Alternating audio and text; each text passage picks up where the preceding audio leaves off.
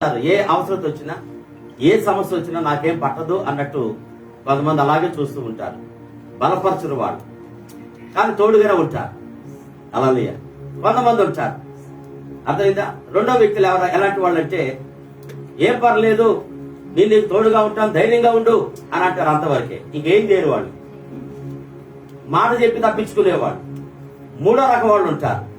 అర్థమైందా? వాళ్ళు ఏం చేస్తారంటే దగ్గరుండి వాళ్ళ కష్టాల్లో, సమస్యల్లో, శ్రమల్లో, ఇరుకుల్లో, ఇబ్బందుల్లో, కరువుల్లో వాళ్ళకు తోడుగా ఉండి నేనున్నాను అని ఆదరిస్తూ వాళ్ళు చేపట్టుకొని వాళ్ళు నడిపించే మూడో వ్యక్తులు లాంటి వాడే దేవుడు. దేవుని స్తోత్రం. హల్లెలూయా. దేవుడు తోడై ఉంటాడు. కానీ దేవుడు మనల్ని బలపరుస్తున్నాడు అంటే అర్థం ఏంటంటే ఆయన హస్తం బలపరుస్తుందంటే ప్రతి అవసరం తీర్చి కష్టాల్లో, కన్నీటిలో, వేదనలో, దుఃఖములో, బాధల్లో, బలహీనతలో, కరువుల్లో, ఉపద్రవములలో మనకు తోడైంది. రా, నేను నీతో కూడా ఉన్నాను అని చెప్పి చేయబట్టుకొని నడిపించే దేవుని హస్తము. దేవుని స్తోత్రం కలుగునుగా. హల్లెలూయా. పరిశుద్ధ గ్రంథంలో కొన్ని మాటలు మనం క్లుప్తంగా ముగ్గురు వ్యక్తుల గురించి మనం జ్ఞాపకం చేసుకుందాము.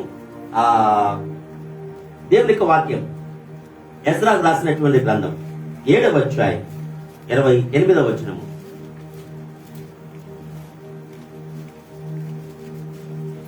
ఎజ్రా రాసినటువంటి గ్రంథము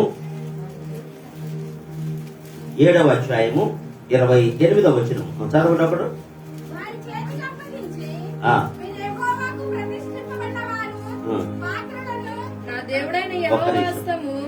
నా దేవుడైన యెహోవా హస్తము నాకు తోడుగా ఉన్నందున నేను బలపరచబడి నాతో కూడా వచ్చుటకు ఇశ్రాయేలీయుల ప్రధానులను సమకూర్చితిని. దేవునికి స్తోత్రం చెల్లిదా. హల్లెలూయా.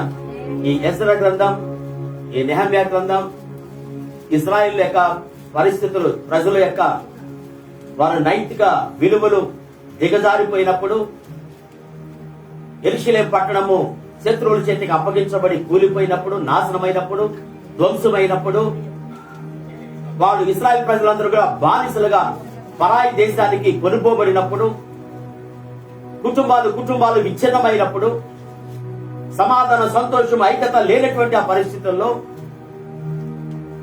ఎజ్రా ఒక తీర్మానం తీసుకున్నాడు. హల్లెలూయా. నెహెమ్యా ఒక తీర్మానం తీసుకున్నాడు. మరలా తిరిగి పాడైపోయినటువంటి యెరూషలేమును ప్రాకారాలు కట్టబడాలి, పితరుల సమాధులు కట్టబడాలి, పాడైపోయిన పట్టణం తిరిగి మరలా కట్టబడాలి. దేవునికి స్తోత్రం కలుగునుగాక. హల్లెలూయా. అటువంటి ఒక తీర్మానం తీసుకొని వాళ్ళు బయలుదేరుతూ ఉన్నారు. ఆ పని చేయటానికి వాళ్ళు నిశ్చయించుకొని పాడైపోయినటువంటి పురములను బాగు చేయాలని వాళ్ళు తీర్మానం తీసుకొని వాళ్ళు వెళుతున్నప్పుడట అందరూ సమకూర్చబడటానికి, అందరూ ఐక్యపరచబడటానికి గల కారణం ఏంటి అంటే ఎజ్రా చెప్పగానే ఇశ్రాయేలులో ఉన్న పెద్దలందరూ కూడా సమకూర్చబడ్డారట. ఎందుకు సమకూర్చబడ్డారో తెలుసా? యెహోవా హస్తము ఎవరికి తోడుగా ఉంది? ఎజ్రాకి తోడుగా ఉంది. నా దేవుడైన యెహోవా హస్తము నాకు తోడుగా ఉంది. ఆమేన్. నాకు తోడుగా ఉంది. అందుకే నేను ఈ మాట చెప్పినప్పుడు ఇశ్రాయేలు పెద్దలందరూ కూడా ఏం చేశారంటే వారు సమకూర్చబడిరి. వాక్యం సెలవిస్తా ఉంది, నా హస్తము ఇశ్రాయేలు ప్రజలందరికీ తోడుగా ఉందని అల్లా. హలో, గుర్తు పెట్టుకోవాలి. అదైతే నా హస్తము ఇశ్రాయేలు ప్రజలందరికీ తోడుగా ఉందని చెప్పను. ఇక్కడ ఎవరిని బట్టి దేవుడు సమకూరుస్తూ ఉన్నాడు, ఎవరిని బట్టి దేవుడు వాళ్ళ హస్తము బలపరుస్తూ ఉంది. హల్లెలూయా. నాయకుడైన ఎజ్రాను బట్టి దేవుని హస్తము తోడుగా ఉంది. దేవుని హస్తము అతన్ని బలపరుస్తుంది కనుకనే ఆయన చేయవాలనుకున్నటువంటి ప్రతి పనిలో కూడా మిగతా పెద్దలందరూ కూడా కలిసి సమకూర్చబడి ఆ పని కొనసాగించడానికి వాళ్ళు సిద్ధపడుతూ ఉన్నారు. దేవునికి స్తోత్రం కలుగునుగాక. హల్లెలూయా. హల్లెలూయా.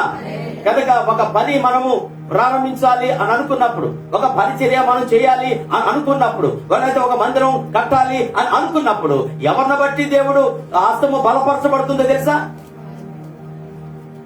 ఏమండి, ఎవరిని దేవుడు బలపరుస్తాడు ఆయన హస్తముతో? ఎవరిని బలపరచాలి? సేవకుని ఒక్కనే బలపరుస్తాడు. గుర్తుపెట్టుకోండి. ఇశ్రాయేలు ప్రజలందరినీ, సంఘంలో ఉన్న వాళ్ళందరినీ దేవుడు బలపరచడు. ఎవరు ఆ దర్శనం కలిగి ఉన్నారో, ఎవరు ఆ భారం కలిగి ఉన్నారో, ఎవరు ఆ బాధ్యత కలిగి ఉన్నారో, ఎవరు ఆ విశ్వాసం కలిగి ఉన్నారో, ఎవరు ఆ నిరీక్షణ కలిగి ఉన్నారో, ఎవరు ఆ ధైర్యం కలిగి ఉన్నారో వారికి మాత్రమే ఆయన హస్తము తోడుగా ఉంటుంది. వాళ్ళు చేయబోయే ప్రతి పనిని కూడా ఆయన బలపరిచి ఆయన నడిపిస్తూ ఉంటాడు ముందుకి. కపలు కొట్టి ఎవరు భయపడతా? హల్లెలూయా, హల్లెలూయా. అందరికీ తోడుగా ఉండదు. రైతులా గుర్తు పెట్టుకోవాలి. మనం మందిరం పని చేస్తున్నాము అంటే, ఒక పని చెబితే అందరూ కూడా ఐక్యతతో రావడానికి గల కారణం ఏంటి తెలుసా? ఒక పని ఉంది, ఇలాగ పలానా రోజున పని ఉంది అని చెప్పగానే ఆ పని కొరకు అందరూ ఐక్యతతో రావడానికి కారణం ఏంటంటే, హల్లెలూయా, యెహోవా హస్తము సేవకుడు తోడుగా ఉండి బలపరుస్తా ఉంది. ఆయన చెప్పిన మాటను బట్టి అందరూ సమకూర్చబడుతూ ఉన్నారు. దేవునికి స్తోత్రం కలుగును గాక. హల్లెలూయా. కనుక సంఘంలో నాయకుడికే యెహోవా హస్తము కనుక బలపరచకపోతే ఇక సేవకుడు సంఘాన్ని ఏమైనా బలపరుస్తాడు? దేవుడిని సేవకుడు కనుక బలపరచకపోతే దేవుడు సేవకుడు సంఘాన్ని ఏమైనా బలపరచగలడు? ఏ విధంగా ప్రోత్సాహపరచగలడు? ఏ విధంగా నిరీక్షణ కలిగి ఉండండి అని చెప్పగలడు? ఏ విధంగా ధైర్యం కలిగి ఉండండి చెప్పగలడు? Praise the lord, hallelujah. So అందుకే యెహోవా హస్తమట ఎజ్రాకి తోడుగా ఉంది. అందుకే నన్ను బలపరుస్తున్నాడు.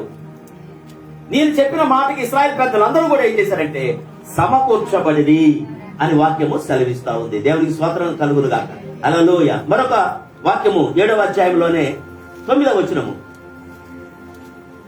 మొదటి నెల మొదటి దినమందు అతడు బబులోను దేశము నుండి బయలుదేరి తన దేవుని కరుణ హస్తము తనకు తోడుగా ఉన్నందున 5వ నెల మొదటి దినమున యెరూషలేమునకు చేరెను.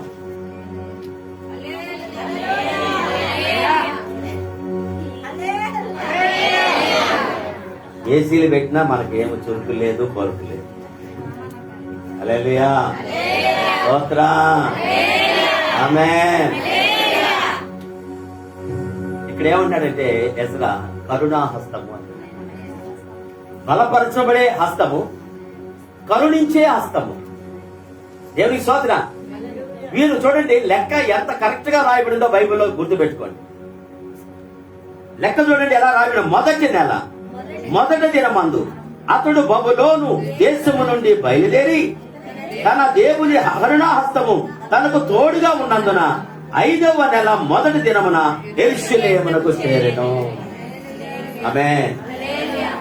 దేవుని కరుణా హస్తము మనకు తోడుగా ఉన్నప్పుడు ప్రజలందరూ ఐక్యపరచబడతారండి. ప్రజలందరూ నీ వెనకాలబడి వస్తారండి, నీ మాటకు లోబడతారండి. దేవుని హస్తము నిన్ను బలపరచకపోతే ఎవరు నీ మాట వినరు, ఎవరు నిన్ను గౌరవించరు, ఎవరు నీ మాట అంగీకరించరు, ఎవరు నీతో కలిసి రావడానికి ఇష్టపడరు. ఎవరికి దేవుని హస్తము తోడైంది బలపరుస్తుందో వారందరికీ సమకూర్చబడి వారందరూ అతనితో కూడా బయలుదేరి వెళ్తారు. దేవునికి స్తోత్రం కలుగును గాక. హల్లెలూయా. రెండవదిగా కరుణా హస్తం అంట. ఎక్కడి నుంచి బయలుదేరారు వీళ్ళు? మొదటి నెల మొదటి దినమందు బబులోను దేశంలో నుంచి బయలుదేరి ఎక్కడికి వెళ్ళారు? 5వ నెల వచ్చేసరికి యెరూషలేముకు వెళ్ళిపోయారు. అంటే నీ ప్రయాణం అంతట్లో కూడా దేవుడు తోడుగా ఉన్నట్లుగా ఏ హస్తము కావాలో తెలుసా? కరుణా హస్తం. ఆమె చెప్పండి. హల్లెలూయా.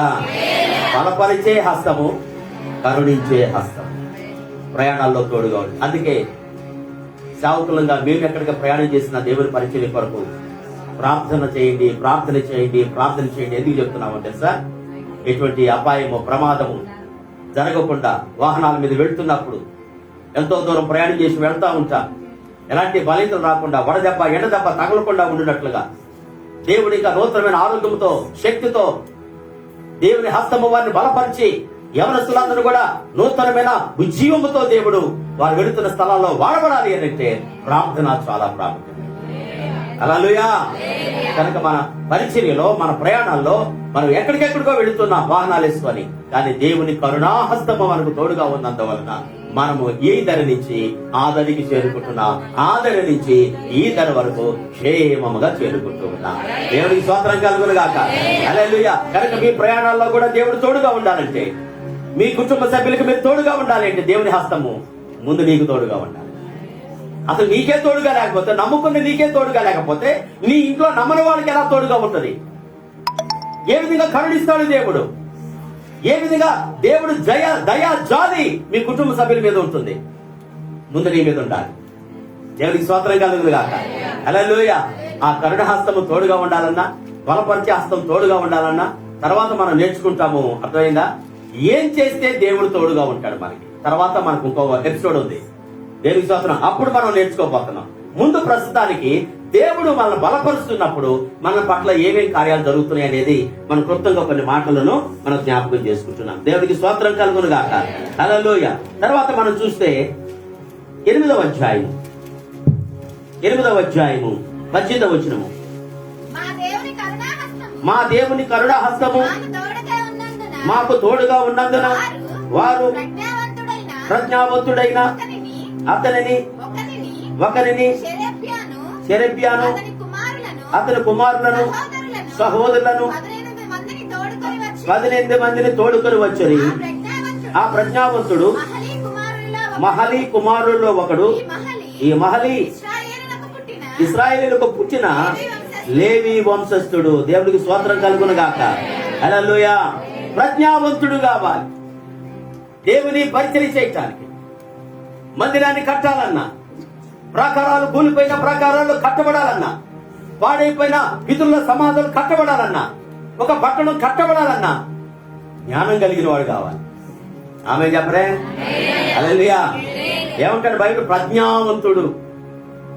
ప్రజ్ఞ కలిగిన వాడు, సామర్థ్యం కలిగిన వాడు, తెలివి కలిగిన వాడు, వివేచన కలిగిన వాడు, వివేకము కలిగిన వాడు, సరైన ఆలోచన తీసుకోగలిగినటువంటి వాడు కావాలి. దేవుడికి స్తోత్రం కలుగును గాక. అందుకే మనం ఏ పని చేసినా, మనం ఏ పని చేయడానికి పూనుకున్నా సరే అందులో మనకు ప్రజ్ఞ కావాలి, తెలివి కావాలి, జ్ఞానం కావాలి, వివేకము కావాలి, దేవుని ఆత్మ నడిపింపు మనకు కావాలి. దేవునికి స్తోత్రం కలుగును గాక. అందుకే ఇక్కడ అంటాడు, మా దేవుని కరుణాహస్తము మాకు తోడుగా ఉన్నవందున ప్రజ్ఞావంతుడైన ఒకరిని దేవుడు ఏర్పాటు చేసుకున్నాడు. హల్లెలూయా. ఈ పరిచర్య జరగాలంటే, ఈ పరిచర్య ధర్మం జరగాలంటే ప్రజ్ఞావంతులు కావాలి, వివేకం కలిగిన వాళ్ళు కావాలి, జ్ఞానం కలిగిన వాళ్ళు కావాలి, సామర్థ్యం కలిగిన వాళ్ళు కావాలి, పరిశుద్ధాత్మ శక్తితో నడిపింపు కలిగిన వ్యక్తి కావాలి, ప్రార్థనా పరులై ఉండాలి. దేవునికి స్తోత్రం. హల్లెలూయా. హల్లెలూయా. అంటే ఏ పని ఎప్పుడు ఏ విధంగా కొనసాగించాలో దానికి తగినటువంటి నాలెడ్జ్, దానికి తగినటువంటి లేకపోతే ఆ ఆలోచన, తెలివిని వారు కలిగినటువంటి వాళ్ళని పరిచయం చేయాలి. దేవునికి స్తోత్రం కలుగును గాక. హల్లెలూయా. ఇప్పుడు మైక్ సెట్ ఉందంటే ఇవన్నీ పెట్టాలంటే దానికి జ్ఞానం కావాలి. హల్లెలూయా. అలాగే కీబోర్డు వాయిస్తున్నామంటే దానికి జ్ఞానం కావాలి. అలాగే మనకు ఈ లైవ్ లో మనం దీన్ని పెడుతున్నాము అని అంటే, అందరూ కనబడేట్టుగా పెడుతున్నాము అని అంటే, ఇతరులకు షేర్ చేస్తున్నామని అంటే, ఇతరులకు తెలియజేయాలి అని అంటే దానికి తగిన జ్ఞానం కావాలి. దేవుని స్తోత్రం. కనుక ఏ పని ఎవరికి చేయగలిగిన సామర్థ్యం ఉందో ఆ సామర్థ్యమును బట్టి దేవుడు వాళ్ళకి జ్ఞానం ఇచ్చి, అర్థమైందా, దేవుడు వాళ్ళని వాడుకుంటాడు. ఆమె చేద్దామా. హల్లెలూయా. మన మందిర పనుల్లో ఇసుక జల్లించేవాళ్ళు ఇసుక జల్లిస్తున్నారు, ఇసుక మోసేవాళ్ళు ఇసుక మోస్తా ఉన్నారు, అర్థమైందా, సిమెంట్ మోసేవాళ్ళు సిమెంట్లు మోస్తా ఉన్నారు. ఏ పని ఎవరికి తెలుసునో, ఎవరికి ఎటువంటి సామర్థ్యం ఉందో, ఎవరికి ఎటువంటి జ్ఞానం దేవుడు ఇచ్చాడో ఆ జ్ఞానాన్ని బట్టి వెనక మందిరం కట్టబడుతాం. దేవునికి మహిమ కలుగును గాక. హల్లెలూయా.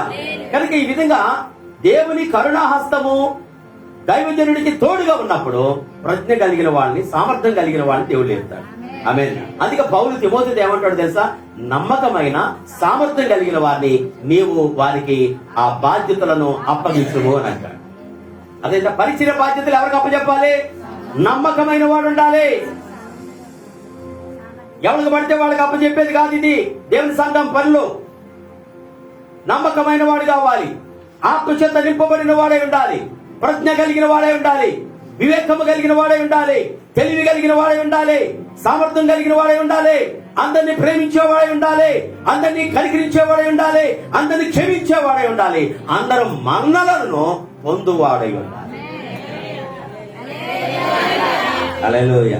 అది లేనప్పుడు మనం విమర్శించబడతాం, మనం దూషించబడతాం, మనం నిందించబడతా ఉంటాం. ఇంట్లో వాళ్ళ చేత నిందించబడతాం, సంఘంలో వచ్చిన వాళ్ళ చేత నిందించబడతా ఉంటాం, బయటికి ఎక్కడెళ్ళినా కూడా మనం విమర్శిస్తూనే ఉంటాం. కారణం ఏంటి తెలుసా? మనలో ఉన్న అజ్ఞానాన్ని బట్టి, మనలో ఉన్న అవివేకాన్ని బట్టి, మనలో ఉన్న అవిధేయతను బట్టి, మనలో ఉన్న తెలివి తక్కువతనాన్ని బట్టి మనం విమర్శిస్తూ ఉంటారు. ఇంట్లో వాళ్ళైనా బయట వాళ్ళైనా ఎక్కడ గుర్తుపెట్టుకోవాలి. దేవునికి స్తోత్రం కలుగును గాక. దేవుని కరుణాహస్తం మనకు తోడుగా ఉన్నప్పుడు ప్రజ్ఞ కలిగిన వాళ్ళని, సామర్థ్యం కలిగిన వాళ్ళని సంఘంలో నుంచి దేవుడు లేపుతా ఉంటాడు. దేవునికి స్తోత్రం. ఆనాడు యెరూషలేము పట్టణాన్ని కట్టడానికి, ప్రాకారాలు కట్టడానికి ప్రజ్ఞ కలిగిన వాళ్ళని దేవుడు ఎన్నుకున్నట్లుగా మనం చూస్తూ ఉన్నాం. దేవునికి మహిమ కలుగును గాక. హల్లెలూయా. 22వ వచనం అందులోనే, మేలు కలుగు చేయుటకై ఆయనను ఆశ్రయించు వారందరికీ మా దేవుని హస్తము తోడుగా ఉండును. ఆమేన్. హల్లెలూయా. దేవుని హస్తము ఎందుకు తోడుగా ఉంటుందంట? మేలు కలగ చేయటానికి. హల్లెలూయా, హల్లెలూయా, హల్లెలూయా. ఇక్కడే ఉన్నారు అందరూ. దేవుని హస్తం ఎందుకు తోడుగా ఉంటుందో తెలుసా? మేలు కలగ చేయటానికి. మేలు ఎప్పుడు చేస్తాడో తెలుసా? ఎవరు ఆయన ఆశ్రయిస్తున్నారు.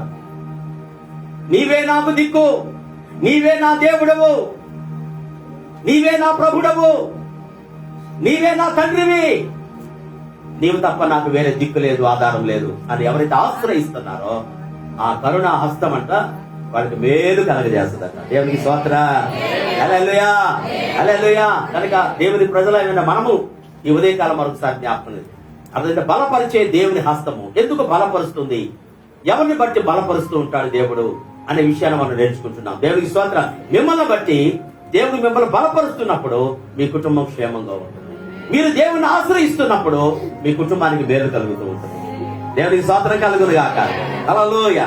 మరొకటి వచనాన్ని మనము జ్ఞాపకం చేసుకుందాం. కనుక ఈ విధంగా యెషయా గ్రంథంలో మనం పలుమార్లుగా మనం చదువుతాం. ఆయన కరుణా హస్తము, అలా బలపరిచే హస్తము, మనం ఇవన్నీ చూస్తే మేలు కలగజేసేటువంటి ఆయన హస్తాన్ని మనం చూస్తున్నాము అంటే జ్ఞాపకం పెట్టుకోవాలి. దేవుడి హస్తము నాకు తోడుగా ఉందా లేదా నేను గమనించాలి, మీకు తోడుగా ఉందా లేదా మీరు గమనించాలి. హల్లెలూయా. అర్థమైందా? అందరూ తోడుగా ఉంటారు కానీ ఎవరు బలపరచరు. బలపరుస్తున్నాడు అని అంటే ప్రోత్సాహపరిచి నడిపిస్తాడు, ఆటంకాల నుంచి తొలగిస్తాడు, సరైన మార్గంలో నడిపించేవాడే దేవుడు ఒక్కడే. దేవునికి స్తోత్రం కలుగును గాక. మరొక వ్యక్తుల గురించి మనం జ్ఞాపకం చేసుకుందాం. మొదటి రాజుల గ్రంథంలో నుంచి 18వ అధ్యాయము 46వ వచనము. మొదటి రాజుల గ్రంథము 18వ అధ్యాయము 46వ వచనమా. యెహోవా హస్తము ఏలియాను బలపరచగా అతడు నడుము బిగించుకొని ఆహాబు కంటే ముందుగా పరిగెత్తుకొని పోయి ఇశ్రాయేలు గుమ్మమునద్దకు వచ్చెను. దేవునికి స్తోత్రం చెల్లిద్దా. హల్లెలూయా. ఎవరు బలపరిచిందంటే యెహోవా హస్తము ఏలియాను బలపరిచిందట. హల్లెలూయా. యెహోవా హస్తము ఏలియాను బలపరచగా ఏలియా అహాబు కంటే ముందుగా పరిగెత్తుకొని పోయి ఇశ్రాయేలు అనేటువంటి గుమ్మము దగ్గర ఆయన నిలబడి వచ్చాను అని చెప్పి రాయబడి ఉంది. దేవునికి స్తోత్రం. హల్లెలూయా. ఎందుకు ఇక్కడ దేవుడు హస్తము ఏలియాను బలపరిచింది? మనందరికీ తెలుసు. అక్కడ జరిగిన ఆ కార్యక్రమాలన్నీ మనం చదివితే ఏలియా కాలంలో చనిపోయినటువంటి ఒక కుమారుడు, గనురాలైనటువంటి కుమారుడు చనిపోయినప్పుడు ఏలియా ప్రార్థించినప్పుడు ఆ చనిపోయిన బిడ్డ తిరిగి బ్రతుకుతాడు. హల్లెలూయా. దేవుడి హస్తము ఏలియాను బలపరిచింది కాబట్టి అర్థమైంది. ఆయన చేసిన ప్రార్థనకి చనిపోయిన కుమారుడు బ్రతికాడు. దేవునికి స్తోత్రం కలుగును గాక. చదువుదాం చూడండి ఒక మాటను దేవుని యొక్క వాక్యంలో 17వ అధ్యాయము 22వ వచనం. ఏలియా చేసిన ప్రార్థన ఆలకించి ఆ చిన్నవానికి ప్రాణము మరలా రాణించినప్పుడు వాడు బ్రతికెను. ఆమేన్ కదా. హల్లెలూయా. దేవుని హస్తము ఏలియాను బలపరిచింది కనుకనే ప్రార్థన చేసినప్పుడు చచ్చిపోయినాడు బ్రతికాడు. ఆమేన్. హల్లెలూయా. దేవుని హస్తము మీకు తోడుగా ఉండి మిమ్మల్ని బలపరుస్తున్నప్పుడు నీవు కూడా ఏలియాగా చేసిన ప్రార్థనను చేస్తే పాపముల చేత అపరాధముల చేత చచ్చిపోతున్నటువంటి ప్రజలను దేవుడు ఏం చేస్తాడట? బ్రతికించగలిగిన దేవుడే మన దేవుడు. దేవుడికి స్తోత్రం. హల్లెలూయా, హల్లెలూయా. కనుక దేవుని హస్తము బలపరచబడుతున్నప్పుడు ప్రార్థనకు దేవుడు జవాబిస్తాడు. ఆత్మీయంగా చనిపోయేటువంటి వారు తిరిగి మళ్ళా ఏమవుతారంటే బ్రతికించబడుతూ ఉంటారు. పాపంలో శాపంలో నశించిపోతున్నటువంటి ప్రజలను బ్రతికించబడతా ఉంటారు. దేవునికి స్తోత్రం కలుగును గాక. హల్లెలూయా. మరొక ప్రార్థన చేశాడు ఏలియా. 18వ అధ్యాయము 24వ వచనంలో మనం చూస్తే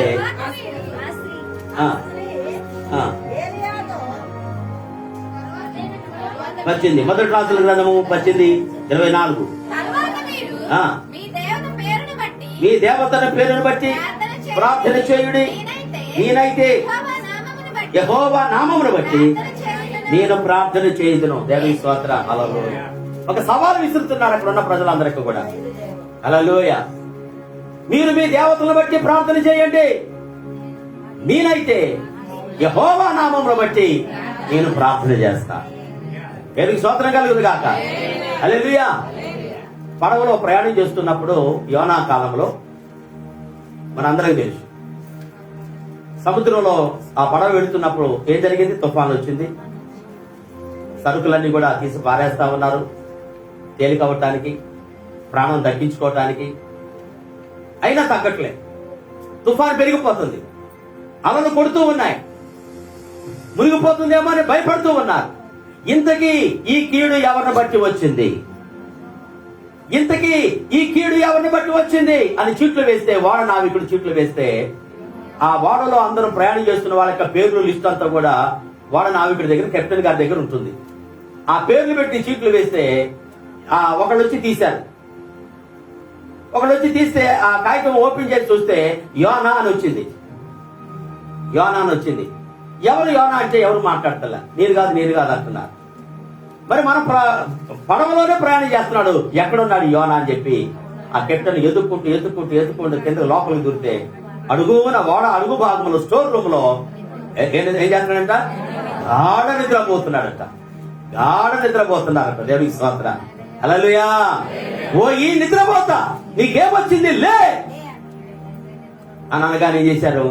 వెంటనే ఉలిక్కిపడి లేచాడు. బయటికి రమ్మన్నాడు. పైకి వచ్చాడు. అందరి సమక్షంలో నువ్వెవరు వాడు, ఎక్కడి నుంచి ఎక్కడికి వెళ్తున్నాను అని ఆ అడ్రస్ అంతా కూడా అడిగినప్పుడు మొత్తం డీటెయిల్స్ అన్ని చెబుతా ఉన్నాడు. దేవునికి స్తోత్రం కలుగునుగా. హల్లెలూయా. మొత్తం డీటెయిల్స్ అన్ని కూడా అక్కడ చెబుతా ఉన్నాడు. అంటే ఎవరిని బట్టి వచ్చింది కీడు?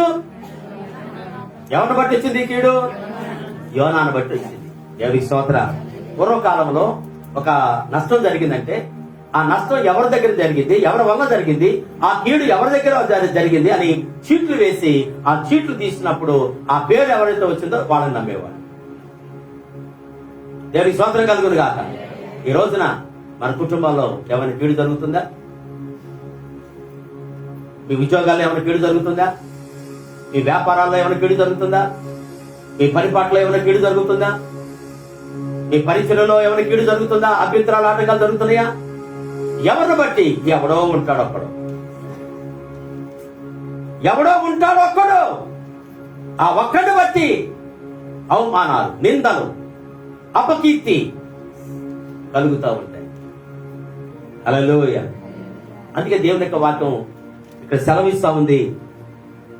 2 రాజుల గ్రంథంలో ఏలీ అంటున్నాడు, మీరైతే మీ దేవతల నామను బట్టి ప్రార్థన చేయండి, నేనైతే యెహోవా నామను బట్టి ప్రార్థన చేస్తాను.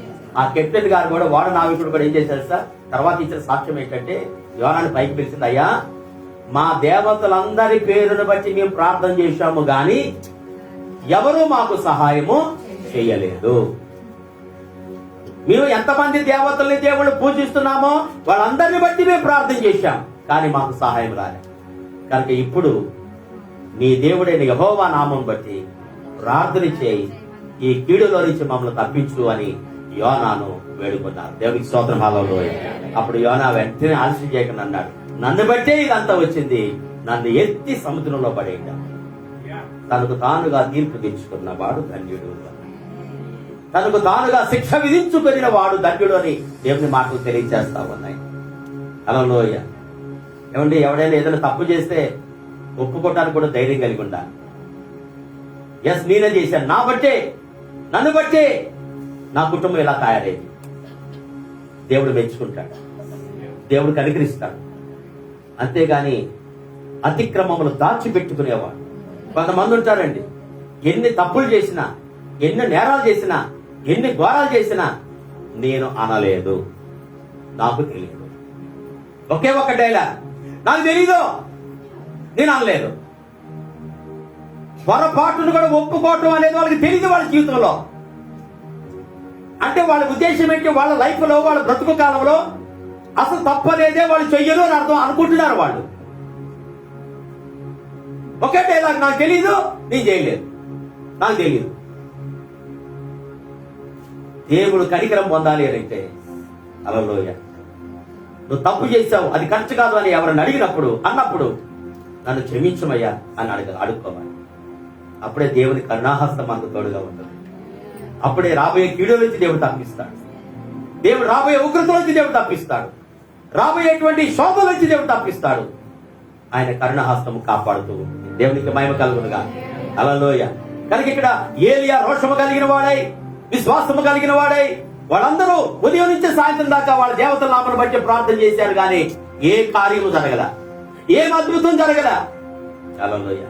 సరే, మీ టైం అయిపోయింది, సాయంకాలం అయిపోతుంది, అస్తమయం అయిపోతుంది, ఇప్పుడు నేను ప్రార్థన చేస్తాను అని యెహోవా నామమును బట్టి ప్రార్థన చేయడం ప్రారంభించాడంతే. దేవా, నీవు ఇశ్రాయేలు ప్రజగా నువ్వు సజీవుడైన యెహోవా అయిన జీవం కలిగిన దేవుడు అని నీవు ఈ ప్రజలందరూ తెలుసుకున్నట్లుగా నీ కార్యం జరిగించమని అలా ప్రార్థన చేశాడో లేదో, ఆకాశం నుంచి అగ్ని దిగి వచ్చింది. అక్కడ బలిపీఠం మీద ఉన్నటువంటి నీళ్లు, కట్టెలు, రాళ్లు, ఎద్దుల మాంసం అన్ని కూడా బుగ్గిగా కాల్చవతల వారి.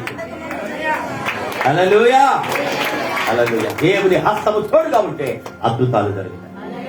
నమ్మిన వాడు ఒకసారి దేవునికి స్తోత్రం చేస్తారు. హల్లెలూయా. ఎందుకు దేవుని హస్తం మీకు తోడుగా ఉందా లేదా? ఎలా ఉందో లేదో నేను చెప్తాను తర్వాత, మీకు కంగారు పడమాకండి. మీకు ఉందో అని మీద ఉంది అని అంటే మీలో ఏ క్వాలిటీస్ ఉంటే, ఏ అర్హత ఉంటే, ఏ యోగ్యత ఉంటే, ఏ లక్షణాలు ఉంటే, ఏ గుణాలుంటే ఆయన తోడుగా ఉంటాడు. తర్వాత మళ్ళీ నెక్స్ట్ ఎపిసోడ్ లో చెప్తాను మీకు. హల్లెలూయా. దేవునికి స్తోత్రం కలుగును గాక.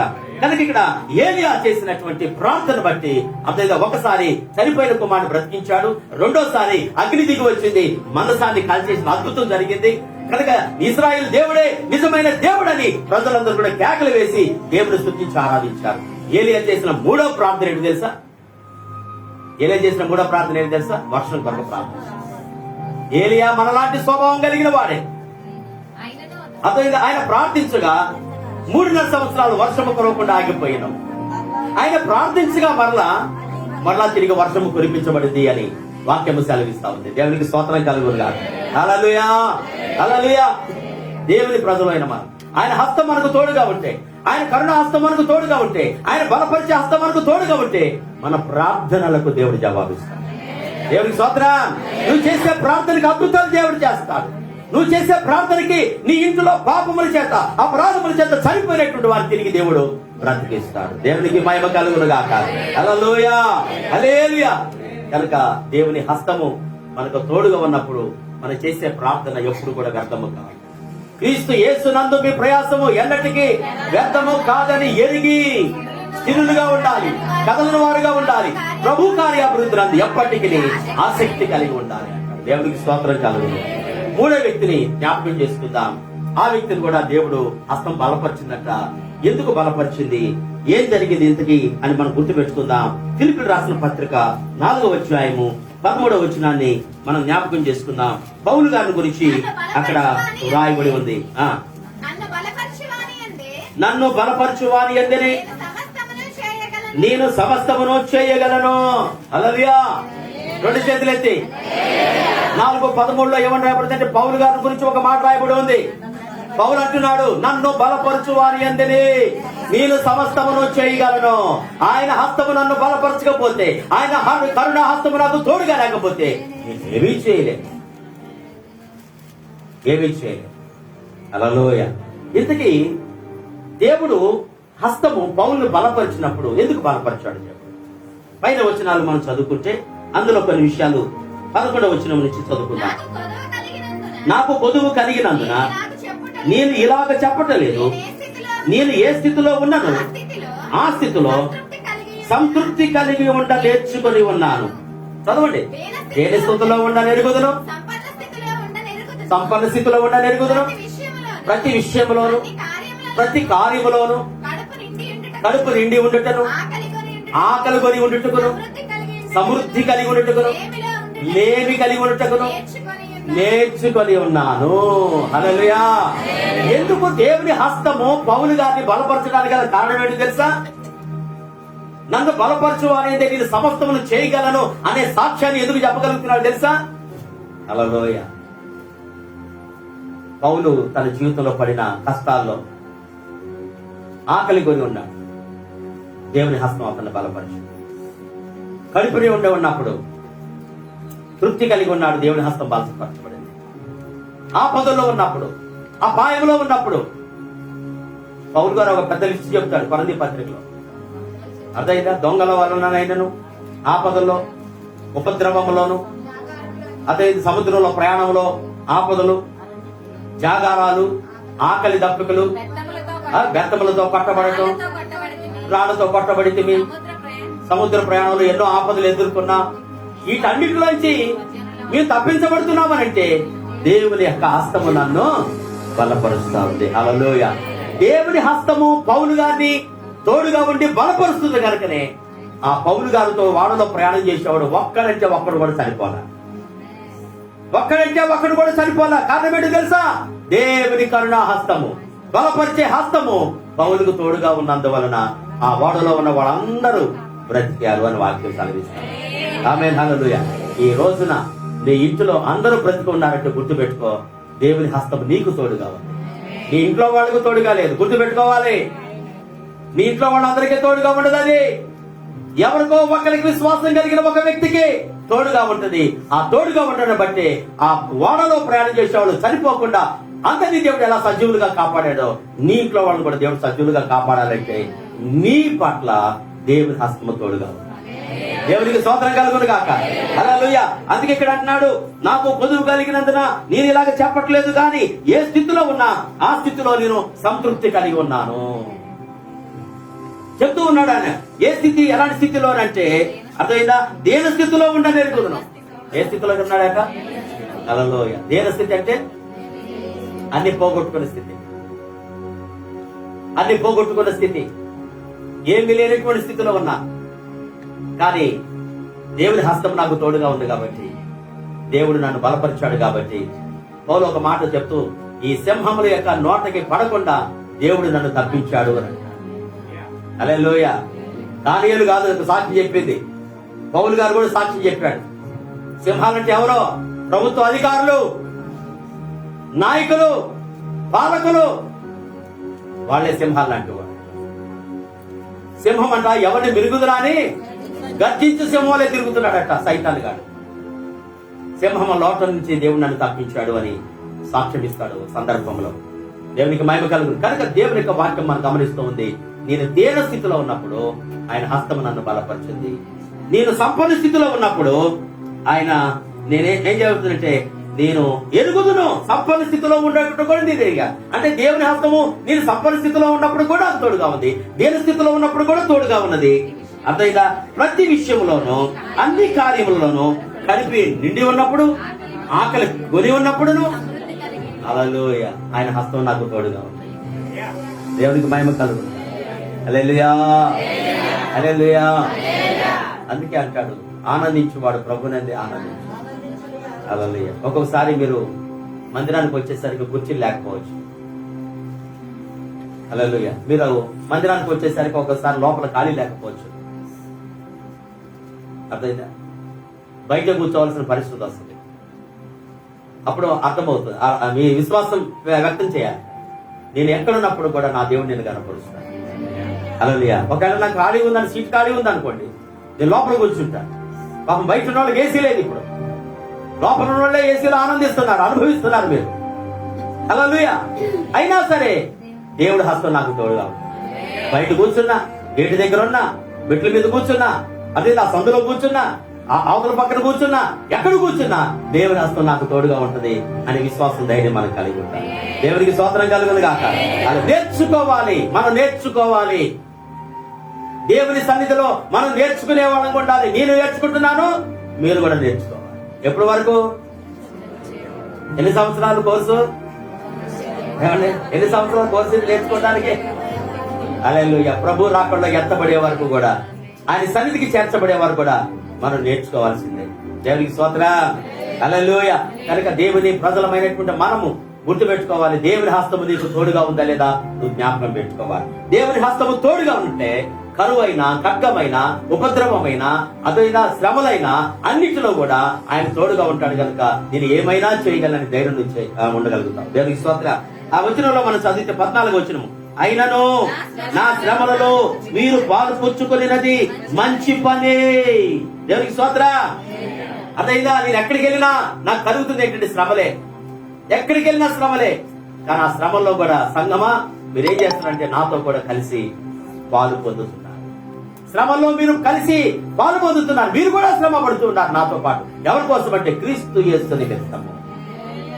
క్రీస్తు యేసు నిమిత్తము నేను శ్రమ పడుతున్నాను, నాతో పాటు కూడా మీరు కూడా శ్రమ పడుతున్నారు. హల్లెలూయా. ఇలా పడటానికి, భరించడానికి, సహించడానికి అర్థమైన కారణం ఏంటో తెలుసా? దేవుని హస్తం మాకు తోడుగా. హల్లెలూయా. ఒకసారి జ్ఞాపకం చేసుకోండి. ఏమండి, అధికారులు సువార్త ప్రకటిస్తున్నారని పౌలు శీలను కొరడాలతో కొట్టేస్తే శిరస్సు మొదలుకొని అరికాల వరకు కూడా రక్తం కారిపోతా ఉంది. రక్తం కారిపోతా ఉంది. తీసుకెళ్లి జైల్లో పడేశారు. జైల్లో పడేశారు తీసుకెళ్లి. ఆహారం లేదు, నీళ్లు లేవు. అర్ధరాత్రి 12 గంటలకు ఏం చేస్తున్నారు వీళ్ళు? హలో, ఏం చేస్తున్నారు? అర్ధరాత్రి 12ంటికి పాటలు పాడుతూ ఉన్నారు, కీర్తనలు పాడుతూ ఉన్నారు, స్తుతిస్తూ ఉన్నారు, ప్రార్థిస్తూ ఉన్నారు. ఆమేన్. హల్లెలూయా. వాళ్ళకి ఎందుకు నొప్పులు తగల? ఏమంటే మనకు చిన్న ఎండ తగిలితేనే ఎండ దెబ్బ తట్టుకోలేకపోతున్నాం. ఏదైనా రాయి తగిలితేనే తట్టుకోలేకపోతున్నాం. మనసుకు ఏదైనా గాయం తగిలితే తట్టుకోలేకపోతున్నాం. మరి వాళ్ళు ఏడుకు తట్టుకున్నారండి వాళ్ళందరూ? రక్తం కారిపోతా ఉంటే స్తుతి ఆరాధన, రక్తం కారిపోతా ఉంటే పాటలు పాడటమా, రక్తం కారిపోతా ఉంటే చప్పట్లు కొట్టటమా, రక్తం కారిపోతా ఉంటే దేవుడిని గణపరచటమా? చేయగలరా? మనం చేయగలమా? మనము చేయగలమా? దానికి కారకులైన వారిని అట్ట ఇట్ట తిట్టాం కదా మనం. విమర్శిస్తాం, ఏ భలే దూషించేస్తాం అంతే. మన కోపం, ఉద్రేకం అంతా కూడా ఆ కష్టం రావడానికి, ఆ బాధ రావడానికి ఎవరు కారకులో వారిని ఆరిపోసేసుకుంటాం, దూషిస్తా ఉంటాం మనం. పౌలు అలా చేయలే. పుట్టినాన్ని కూడా ఏమి తిట్టలే. హల్లెలూయా. పాటలు పాడతా ఉన్నా, దేవుని స్తుతిస్తున్నాను. హల్లెలూయా. నీ మీద ఎప్పుడైనా శ్రమలు వచ్చినప్పుడు, నిందలు వచ్చినప్పుడు, అవమానాలు వచ్చినప్పుడు, విమర్శించినప్పుడు ఎవరిని దూషించమాకండి, ఎవరిని తిట్టమాకండి. దేవుని స్తుతించండి, దేవుని ఆరాధించండి, ప్రార్థించండి. అద్భుతం చూస్తాను. హల్లెలూయా. దేవుని హస్తము వారు అంత బలహీనంగా ఉన్నప్పటికీ కూడా వాళ్ళు ఏమో చేశారు? బలపరచబడ్డారు. కనుకనే ఆ గాయాలతోనే, రక్తముతోనే దేవుని స్తుతించి ఆరాధించారు అర్ధరాత్రి 12 గంటలు. దేవునికి మహిమ కలుగును గాక. హల్లెలూయా. కనుక యెహోవా హస్తము అతని పౌలు గారిని బలపరిచింది. కాబట్టి ఆయన అన్ని స్థితిలో, ప్రతి కార్యములందు, ప్రతి స్థితిలోనూ నేర్చుకున్నాను ఆయన సాక్ష్యం ఇస్తున్నాడు. మనం నేర్చుకోవాలి. భర్త ద్వారా ఒకవేళ భార్యకి ఏదైనా శోధన వస్తుందా? ఏదో నేర్చుకోవాలి. భార్య ద్వారా భర్తకి ఏదైనా శోధన వస్తుందా? ఏదో నేర్చుకోవాలి. తల్లిదండ్రుల ద్వారా పిల్లలకి ఏదైనా శోధన కలుగుతుందా? నువ్వు నేర్చుకోవాలి. పిల్లల ద్వారా తల్లిదండ్రులకి ఏమైనా శోధన కలుగుతుందా? నువ్వు ఏదో నేర్చుకోవాలి. సంఘము ద్వారా సేవకులకి ఏదైనా శోధన వస్తుందా? సేవకుడు ఏదో నేర్చుకోవాలి. దేవునికి స్తోత్రం. హల్లెలూయా. హల్లెలూయా. మనం నేర్చుకొని క్రీస్తు యొక్క సారూప్యంలోనికి మార్చబడి దేవుని గణపరిచేవాళ్ళనుకుంటా, దేవుని గణపరిచేవాళ్ళనుకుంటా. దేవునికి స్తోత్రం కలుగునుగా. హల్లెలూయా. కనుక జ్ఞాపకం పెట్టుకుందాం, పౌలును దేవుడి హస్తము పౌలును బలపరిచాడు. కాబట్టి ఉపద్రవంలోను, కష్టాల్లోను, కన్నిటిలోను, దుఃఖంలోను, వేదంలోను, శోధంలోను, శ్రమల్లోను, కరువుల్లోను అర్థమైందా? దేవుడు తోడుగా ఉండబట్టే, దేవుడి హస్తం బలపరిచింది కాబట్టి నేను అన్ని చేయగలుగుతున్నాను అంటే. ఆమేన్. డబ్బులు ఉంటే అన్ని చేయటం కాదండి, డబ్బులు లేనప్పుడు కూడా చేయాలి. ఆరోగ్యం ఉంటే నేను చేస్తాను అని కాదు, ఆరోగ్యం లేనప్పుడే నువ్వు చేయాలి. వర్షాకాలం వస్తే చేస్తానంటే కాదు, ఎండాకాలం కూడా చేయాలి నువ్వు. హల్లెలూయ. అంటే ఎండాకాలం అయితే నేను చేస్తానండి, చలికాలం అయితే నేను చేయలేదు. ఏ కాలమైనా సరే దేవుని పని మనం చేసుకుని వెళ్ళాలి. సువార్త పని మనం ఆపకూడదు. ఆత్మలు రక్షించబడాలి, పరలోక రాజ్యంలో చేరాలి. అదే ఒక తాత్పర్యముతో, అదే దీక్షతో, విశ్వాసముతో నరకం నుంచి ప్రజలు తప్పించాలంటే పౌలు ఎలా శ్రమ పడినప్పుడు దేవుని హస్తం తోడుగా ఉండి వారికి, శిష్యులందరికీ, అపోస్తులందరికీ తోడుగా ఉండి ఆదరించిందో, ఈనాడు కూడా మనందరికి తోడుగా ఉండి ఆయన హస్తం బలపరుస్తుంది. ఆయన బలపరుస్తూ ఉండగా మనం ఏ పనైనా మనం చేయగలుగుతాం. దేవునికి స్తోత్రం కలుగును గాక. హల్లెలూయా. కనుక ఒకటి, ఎజ్రాకి నెహమ్యాకి దేవుని హస్తము తోడుగా ఉండి బలపరిచినందువలన ప్రజ్ఞ కలిగే వాళ్ళు లేపారు. మేలు కలిగి చేయటానికి దేవుడు కార్యం చేశాడు. అలాగే వారు ప్రయాణం చేయటానికి కరుణాహస్తము తోడుగా ఉండి యెరూషలేముకు వెళ్లి పాడైపోయినటువంటి ప్రాకారాలు కట్టుకోవటానికి, పితృల సమాధులు తిరిగి కట్టుకోవటానికి, పాడైపోయిన పట్టణాన్ని తిరిగి కట్టుకోవటానికి ఆయన హస్తం తోడుగా ఉన్నందువలన ఆ కార్యం జరిగింది. దేవునికి మహిమ కలుగును గాక. హల్లెలూయా. మన కుటుంబం ఆత్మీయంగా కూలిపోయిందా? పతనమైపోయిందా? వ్యక్తిగతంగా నీ విశ్వాసం కూలిపోయిందా? వ్యక్తిగతంగా ఆత్మీయంగా మనం ఎలా ఉన్నాం దేవుడి ఎదుట? తిరిగి మనం కట్టుకుందాం. పడిపోయినటువంటి నీ ప్రార్థన ప్రాకారాలను తిరిగి కట్టుకో. ఆత్మీయ జీవితాన్ని మనం తిరిగి కట్టుకో. హల్లెలూయా. అశ్రద్ధ చెయ్యదు. దేవుడి హస్తం నీకు తోడుగా ఉంటుంది. పడిపోయిన నీ కుటుంబాన్ని తిరిగి కట్టుకో. హల్లెలూయా. శ్రమల ద్వారా, శోధన ద్వారా, ఆటంకాల ద్వారా విచ్ఛిన్నమైపోతున్నటువంటి నీ కుటుంబాన్ని తిరిగి మరలా కట్టుకో. హల్లెలూయా. దేవుడి హస్తం నీకు తోడుగా. ఆమేన్. హల్లెలూయా. అందుకే ఆనాడు వాళ్ళు వెళ్ళారు, తిరిగి మరలా పట్టణాన్ని కట్టారు, ప్రాకారాలు కట్టారు. దేవునికి స్తోత్రం కలుగును గాక. తిరిగి మరలా మందిరాన్ని కట్టారు, దేవుని ఆరాధించారు. Praise the lord. అలాగే ఏలియాకు దేవుడు తోడుగా ఉన్నాడు. అదే యెహోవా హస్తము ఏలియాకు తోడుగా ఉండటం వలన అతను ఏం చేశాడు? ఆహాబు కంటే ముందుగా పరిగెత్తి యెజ్రెయేలు గుమ్మములకు చేరాడు. ఆహాబు దేనికి గుర్తుగా కనిపిస్తున్నాడంటే లోకానికి గుర్తుగా ఆహాబు కనబడతా ఉన్నాడు. ఇశ్రాయేలు రాజు అయినప్పుడు కూడా లోకానికి గుర్తు, పాపానికి గుర్తు ఆహాబు అంటే, శాపానికి గుర్తు, శ్రమలకు గుర్తు, కరువుకు గుర్తు, కీడుకు గుర్తు. హల్లెలూయా. ఈ కరువును, ఈ సమస్యలను, ఈ నిందలను, అవమానాలను, కరువును, అన్ని అనారోగ్యాన్ని దాటుకొని నువ్వు పరిగెత్తాలి. పరిగెత్తే మనసుందా? ఉందండి? పరిగెత్తే మనసుందా? వెళ్ళొచ్చులే, 9ంటికేగా, 9:30కి వెళ్ళొచ్చులే, 10ంటికి వెళ్ళొచ్చులే, పనులను ముగించుకున్న తర్వాత వెళ్ళొచ్చులే అనే స్థితిలో నువ్వు ఉంటే నువ్వు దేవునితో పరిగెత్తట. లోకంతో పాటు పరిగెత్తడం అంటే భలే పరిగెడతారు కదండి. ఆఫీసులో టైం అయిపోతే ఊరుకోరు కదా బాస్ గారు, వెంటనే వీళ్ళు ఏం చేయగలిగారు చెప్పండి, తంబు వేయాల్సిందే ఇప్పుడు. లేక ఆబ్సెంట్ పెడతారు, లేకపోతే జీతం కట్ చేస్తారు. లోకంలో అంత సిన్సియర్ గా నువ్వు ఉద్యోగం చేస్తున్నప్పుడు మరి దేవుని దగ్గర ఎంత సిన్సియర్ గా ఉండాలి మనం? దేవుని సన్నిధిలో ఎంత సిన్సియర్ గా మనం ఉండాలి, ఎంత నిక్కచ్చిగా ఉండాలి. టైం అంటే టైమే. దేవునికి స్తోత్రం. కనుక దేవుని ఆహాబు దాటుకొని ఏలియా ఎక్కడికి వెళ్ళాడట? యెజ్రెయేలు గుమ్మమునకు చేరెను అని. ఆమె ఈ లోకం అనేటువంటి ఈ శ్రమలను, ఈ పాపాన్ని, శాపాన్ని, కీడును, మరణాన్ని దాటుకొని యెజ్రెయేలు గుమ్మం దేనికి సాధ్యం? పరలోక గుమ్మం దగ్గరికి చేరాలి. హల్లెలూయా. ఏ గుమ్మం దగ్గరికి వెళ్ళాలి మనము? పరలోక గుమ్మం దగ్గరికి మనం కనపడాలి. మనం నరకానికి వెళ్ళడానికి దేవుడు మనల్ని ఎన్నుకోవాలి. రక్షణ పొందుడికే దేవుడు మనల్ని నియమించుడు గాని ఉగ్రత పాలగుటకు దేవుడు మనం నియమించలేదు అని అంటాడు. హల్లెలూయా. కనుక దేవుని పరలోకము సన్నిధికి మనం చేరాలి. ఆ నూతనమైన యెరూషలేము పట్టణానికి మనం చేరుకోవాలి. దేవుడు మన కొరకు సిద్ధపరిచినటువంటి ఆ విశ్రాంతిలోనికి మనం చేరుకోవాలంటే అలా ఏలియా హస్తము, దేవుని హస్తము ఏలియాను బలపరిచింది కాబట్టి ఆహాబును దాటుకొని ముందుగా పరిగెత్తాడు. హల్లెలూయా. ఆహాబుకి రథం ఉందండి, గుర్రాలు ఉన్నాయండి. ఏమంటే గుర్రాలు, రథంతో పాటు మనిషి పరిగెత్తగలరా? హల్లెలూయా. సాధ్యం కాదు. కానీ ఏలియాను దేవుడు హస్తము బలపరిచింది కాబట్టి ఆ రథం కన్నా, ఆ గుర్రాలు పరిగెత్తే వేగం కన్నా వేగంగా వెళ్ళిపోయి ఆ గుమ్మం దగ్గర నిలబడి రాజుగారు ఇంకా రాలేదని ఎదురు చూస్తున్నాడు. ఎవరికి స్తోత్రం. హల్లెలూయా. సేవకులు వచ్చే లోపలనే మీరు వచ్చేది చూడాలి. మా పాస్టర్ గారికి కనాలా, మా పాస్టర్ గారికి కనాలా, మా పాస్టర్ గారికి. కానీ మనకున్న దౌర్భాగ్యం ఏంటి తెలుసా? సేవకుడు వచ్చి చూడాలి మా విశ్వాసులు మా విశ్వాసులు ఇంకా రాలేదే, పాప వంట పని అవ్వలేదేమో, మసాలా ఇంకా నూరుకోవటం అవ్వలేదేమో, కూర వండుకోవటం అవ్వలేదేమో, తింటం అవ్వలేదేమో. సేవకులు ఎదురు చూడాల్సి వస్తా ఉంది. దీవుల్లో పొందలేవు, దీవుల్లో పోగొట్టుకుంటాం. హల్లెలూయా. మాకంటే ముందు పరిగెత్తుకుంటూ రావాలి, మీకంటే మీ ముందు పరిగెత్తుకుంటూ రావాలి. హల్లెలూయా. అందుకే పౌలు అంటాడు, క్రీస్తు యేసునందు ఉన్న ఉన్నతమైనటువంటి బహుమానము కలుగు నిమిత్తము గురి యొద్దకే నేను పరిగెడుతున్నాను, గురి యొద్దకే నేను పరిగెడుతున్నాను.